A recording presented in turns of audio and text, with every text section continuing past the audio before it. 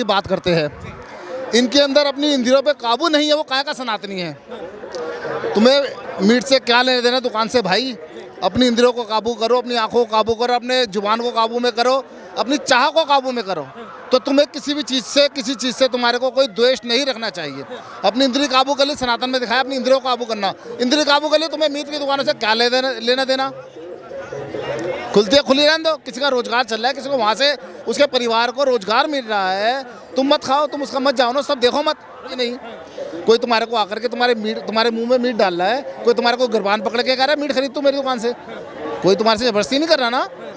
अगर चलो तुम्हारा एक दो दिन तुम्हारा अगर आहत होता तो किसी दूसरे के रोजगार के बारे में सोचो। अगर नहीं, देखो के विरोध में बात कर रहे हैं, ये सिर्फ बेकार की बात है, बकवास है। नेता ऐसे नेताओं के मुंह पे थप्पड़ मारना चाहिए। तुम सीधा बूचड़ खाना बंद कर दो ना, जहाँ से मीट बनता है। तुम सत्ता में हो, डबल इंजन सरकार है, अब ट्रिपल इंजन भी बनने वाली है, जैसे तैसी ऐसी उल्टा सीधा करके तुम वहाँ पे भी ट्रिपल इंजन सरकार अपनी बना लोगे एमसीडी में।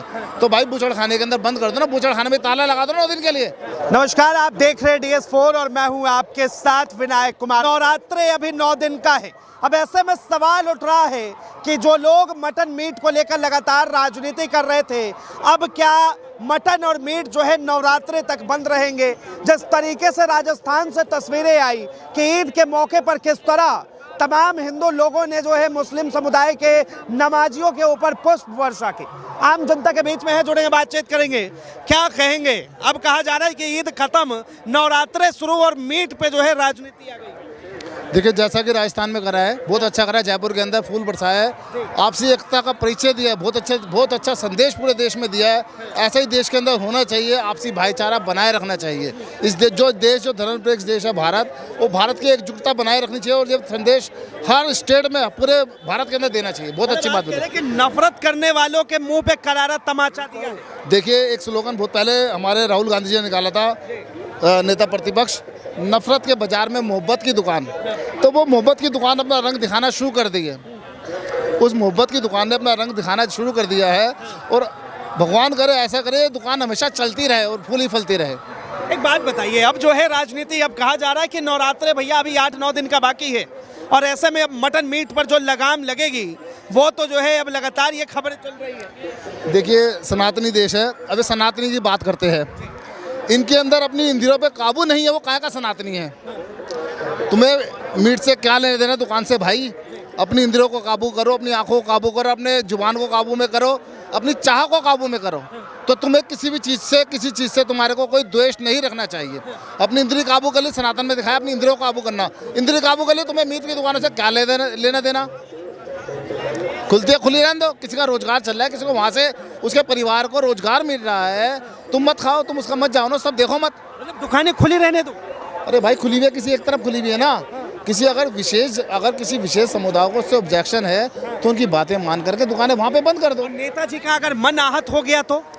नेताजियों का काम तो देश को भड़काना है, उनकी राजनीतिक रोटियां सिकेगी नहीं। अगर वो इस तरह के बयानबाजी नहीं करेंगे, उनकी राजनीतिक रोटियां सिकेगी नहीं। कोई तुम्हारे को आकर के तुम्हारे मुंह में मीट डाल रहा है, कोई तुम्हारे को गिरबान पकड़ के कह रहा है मीट खरीद तू मेरी दुकान से, कोई तुम्हारे से जबरदस्ती नहीं कर रहा ना। अगर चलो तुम्हारा एक दो दिन तुम्हारा अगर आहत होता तो किसी दूसरे के रोजगार के बारे में सोचो। अगर नहीं, देखो के विरोध में बात कर रहे हैं, ये सिर्फ बेकार की बात है, बकवास है। ऐसे नेताओं के मुंह पे थप्पड़ मारना चाहिए।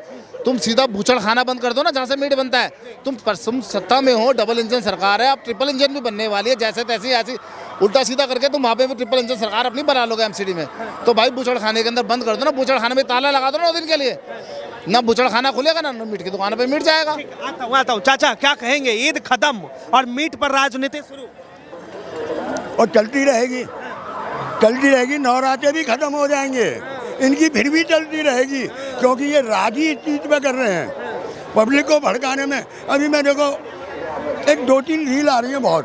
अब मैं नहीं जानता वो रविंद्र नेगी है, दिल्ली का ही विधायक था, जमुना पार का कहीं है, पड़पड़गंज का, सॉरी, मतलब बीजेपी के नेता है। हाँ, बीजेपी का विधायक है, हर दुकान पे पहुंच रहा है। बबलू, मोदी जी ने कई बार पैर भी छुए थे वीडियो। हाँ, तो जब तो वो औकात दिखा रहा है कि मोदी जैसे नेता उसके पैरों में झुक रहे हैं।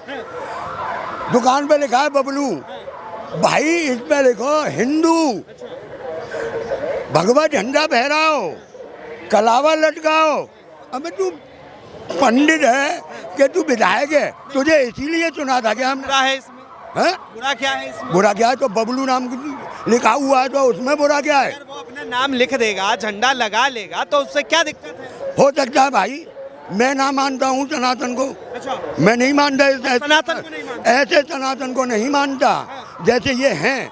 मैं हिंदू हूँ, पंडित हूँ और रहूँगा, पर मैं ऐसे सनातन को नहीं मानते तो टीका क्यों लगाया? सनातन का ये भाई साहब माता का भी टीका है, मैंने माता का टीका मानते हैं ना? इससे पहले तुमने मेरे सिर पे टीका नहीं देखा होगा कभी, नवदुर्गा में ही लगाता हूँ दूसरी बार। सनातन का मतलब क्या है? सब धर्मों का बराबर सम्मान करने वाला, उसके लिए इस्लाम और हिंदू और सिख ईसाई सब बराबर हैं। अब ये नेता लोग ऐसे कट्टर हिंदू, एक तुम्हारे यहाँ आता था वो लिख के कट्टर हिंदू, ये है क्या? ये ऐसे ही लोग भागे, इसलिए भाई ये मीट और गाय उनकी आस्था है, वो उनकी आस्था है। मैं ये पूछ रहा हूँ कि जो ये लोग अब ईद को लेकर जो राजनीति कर रहे थे कि जिनके पास जगह नहीं है कब्रिस्तान में नमाज पढ़े, जयपुर से एक वीडियो बड़ा प्यारा सा आया कि वहाँ पर जो है लोग ईद पढ़ रहे हैं और दूसरी तरफ जो है हिंदू धर्म के लोग उनके ऊपर पुष्प। देखो भाई, दो वाक्य हो गए ऐसे ही। आप ज़्यादा दूर मत जाओ, सीलमपुर में, जाफराबाद में होली के दिन, और उस दिन जो मारी था, लोग बाग नमाज पढ़ने जा रहे हैं, हिंदू भाइयों ने उन पर गुलाब बरसाया, ठीक है? फिर भी सरकार नहीं मानी, फिर भी वही हिंदू मुसलमान में लगे रहे। ये दूसरा तमाचा मारा है पब्लिक ने, हिंदुओं ने दूसरा तमाचा मारा जयपुर में से जो रील आ रही है। और हो सकता है एक आध तमाचा मारा है, किसने तमाचा? लोग बाग चाहते हैं कि काम की बात करो, ये हिंदू मुसलमान सब भाई भाई हैं, मत भड़काओ इन्हें आपस में। हो सकता है ये रील दिल्ली से भी आ जाए एक आध दो दिन में, एक आध दिन में दो चार, पर ये लोग बागों का काम है ये नवरात्रि निपट जाओ, मीट का फिर भी चलता रहेगा। भाई साहब की बात से मैं बिल्कुल सहमत हूँ। अगर आप 9 दिन नहीं चाहते हो तो बूचड़ खानों को बंद कर दो, बिल्कुल मीट बाजार में आएगा ही नहीं, बाजार में आएगा नहीं, लोग खाएंगे। बताइए, कुछ कह रहे हैं? इन्होंने बहुत अच्छी बात बोली है। सनातनी होना, सनातन का मतलब भी तो देखो, हर धर्म में, हर किसी भी धर्म के अंदर क्या सिखाया जाता है, हर धर्म में हर इंसान की एकता को बना के रखने की बात की जाती है, और धर्म की मतलब हर धर्म की इज्जत करनी सिखाई जाती है। हर धर्म में एक ही चीज़ सिखाई जाती है, मानवता। किसी का विरोध किसी भी धर्म में नहीं दिखाया गया, कोई इंसान के प्रति इंसान की नफरत किसी भी धर्म में नहीं सिखाई जाती। मोदी जी भी तो मुसलमानों से मोहब्बत करते ही हैं, तभी तो सौगातें मोदी दिया। मिल गई, आता हूं, बताइए। मिल गई, मिल गई। अरे मिली नहीं, अभी तक एक भी रील नहीं आई है, कहीं तो फोटो नहीं आए हैं। हाँ, किट रखी है देखी हुई सौगातें मोदी, है ना? अभी वितरण होती मैंने नहीं देखी है, ना कोई रील आई है। जैसे दिल्ली, बिहार में बटा है, बिहार में बटने कारण है, वहाँ पे इलेक्शन में तो इलेक्शन है, और मांगे मोहम्मदन भाई सरकार को उलटने पलटने की ताकत रखते हैं, वहाँ तो सबसे पहले बांटेंगे। दिल्ली में क्यों नहीं बांटी? उत्तर प्रदेश में क्यों नहीं बांटी? जैसे दिल्ली में जनता को दे दिया ना धोखा, 2500 रुपये और सिलेंडर, वो आज तक नहीं मिला। कभी जो है मटन, कभी जो है मछली, कभी जो है मीट, कभी जो है मुसलमान। मोदी की राजनीति में यही सब चीजें, तमाम चीजें क्यों? भाई देखो, ऐसा है, सन 2014 से पहले बीजेपी की क्या हालत थी? 100 सभा तो सीट में पहले तो 2 महीने बढ़ जाती थी, 100 सभा 2 महीने बढ़ गई, इतने से ज़्यादा नहीं पहुंची थी 14 से पहले। पर इन्होंने सोच लिया, आरएसएस, बीजेपी, इन्होंने सोच लिया कि जब तक हम धर्म की राजनीति नहीं करेंगे तब तक हम सत्ते में नहीं आएंगे। और इनका जभी से 2014 से लेके आज 2025 है, कभी भी मुझे मोदी जी का, योगी जी का, या शाह का, अमित शाह और या नड्डा, यही 4 बड़े नेता हैं इनके बीजेपी में। अगर किसी ने स्वास्थ्य पे, रोजगार पे, महंगाई पे कोई बोला हो तो मुझे एक रील दिखा दो, इनके मुंह से निकलेगा ना। आत्मनिर्भर की बात कौन कर? किडनी बेचो आत्मनिर्भर बन जाओगे, बीजेपी के भरोसे मत रहो। बीजेपी तुम्हें आत्मनिर्भर नहीं बनाएगी, ये हमेशा आदमियों को गड्ढे में ही धकेलेगी, क्योंकि इसका काम है जिस दिन आदमियों को रोजगार मिलने लगा तो बीजेपी को भूल जाएंगे लोग बाग। पर अभी तो लोग बागों के दिल, धर्म की राजनीति चल रही है, धर्म के ऊपर मर रहे हैं, मरो। और जिस राजनीतिक पार्टी का एजेंडा ही धर्म का हो, वो धर्म की बात करता है और धर्म की बातों पे अपनी राजनीति में आता है, उसको रोजगार और व्यवसाय से, और उसको लोगों के रोजगार के सोचने की बात ही नहीं करता। वो बताइए, अपने धर्म के प्रति सोचना अपने धर्म के प्रति जो है अच्छे काम करना, इसमें दिक्कत क्या है? देखो भाई साहब एक मिनट, इनसे यहाँ आ जाएंगे बड़ी बड़ी बात करेंगे। अब उनसे पूछने लगो कि भाई गीता की कोई 2-4 श्लोक सुना दो, याद है सुनाऊंगा नहीं, अरे याद ही नहीं है तो आयते भी तो कोई नहीं सुनाता चाचा, गलत बात देखो गलत बात नहीं कर रहा हूँ। और इनके यहाँ हर एक से पूछ लो। तो मैं इनको थोड़ा रोकूंगा। आयतों में भी और संस्कृत के श्लोक जो होते हैं, श्लोक का मतलब क्या होता है मैं आपको एक चीज़ बताता हूँ। संस्कृत में इतने बड़े बड़े मंत्र हैं, मंत्रों का मतलब क्या होता है। अब जैसे एक मंत्र है, मतलब एक श्लोक है, मैं गीता का श्लोक बताता हूँ आपको। गीता का श्लोक है, उसमें कहते हैं, कृष्ण भगवान अर्जुन से कहते हैं, जो माम पश्यति सर्वत्र सर्वम या मई पश्यति तस्से हम ना पढ़िष्यामि साचा में ना पढ़िष्यति। अर्थात इसका मतलब है जो मुझे देख सकता है। ऐसे ही आप जो मंत्रों के उच्चारण होते हैं, इसमें होता है जो मुझे देख सकता है वही मुझे देख सकता है। मैं ही सब में देखता हूँ, हर प्राणी में देखता हूँ मैं, मतलब जो मुझे हर प्राणी में समझता है वही मुझे जान सकता है। तो उन्होंने भी गीता में संदेश दिया, एक सबको एक समान समझो। चलो ये तो धर्म की बात हो गई। दूसरी बात, अब मंत्र, आप मंत्रों का उच्चारण करते हो, मंत्रों के उच्चारण में क्या होता है।